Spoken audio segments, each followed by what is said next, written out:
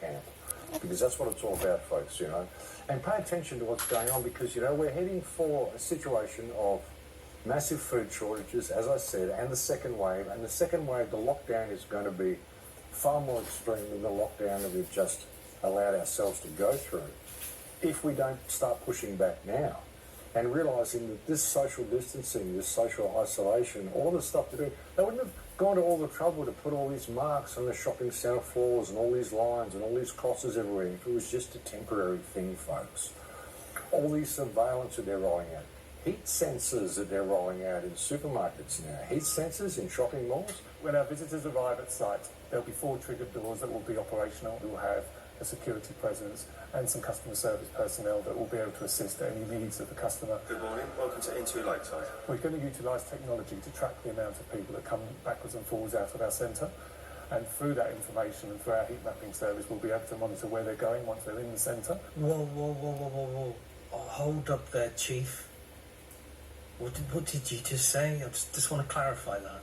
We're going to utilise technology to track the amount of people that come backwards and forwards out of our centre, and through that information and through our heat mapping service we'll be able to monitor where they're going once they're in the centre. Yeah, I thought I heard right. So just to be clear on this, we've been asked to cleanse our hands as we go into each shop. We've been asked to socially distance, socially engineer ourselves. We've been asked to be okay with all these signs around, constantly reminding us of what we should do, to now jumping onto having heat sensors tracking us. Where did that come from? The mall itself will have a one-way system, and then when you get to the end of the malls in certain locations we've got roundabouts, as we're calling them, so people follow the pathway with the decals on the floor. These terms just keep getting better, don't they? Bubbles, and now it's people roundabout, just in case you forgot which direction you need to be going.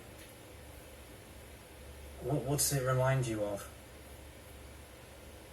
We've taken away all of our seating to stop gatherings of visitors, and whilst we've taken it all away, we do have some specific chairs that we've got available to us at strategic points around the centre should anyone start to feel unwell during the course of their visit. Of course, it has to be related to COVID-19, doesn't it?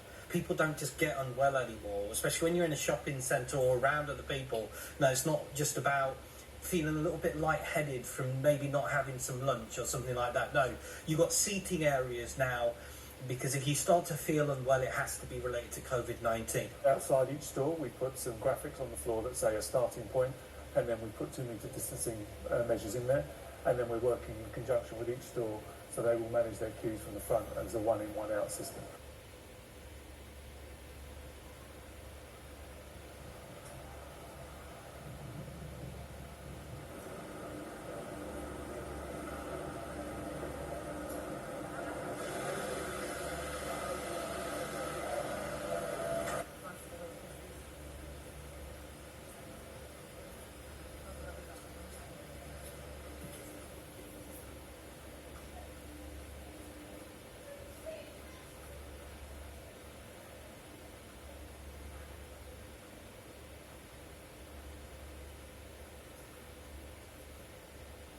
Crossing only allowed at certain points. Crossing points.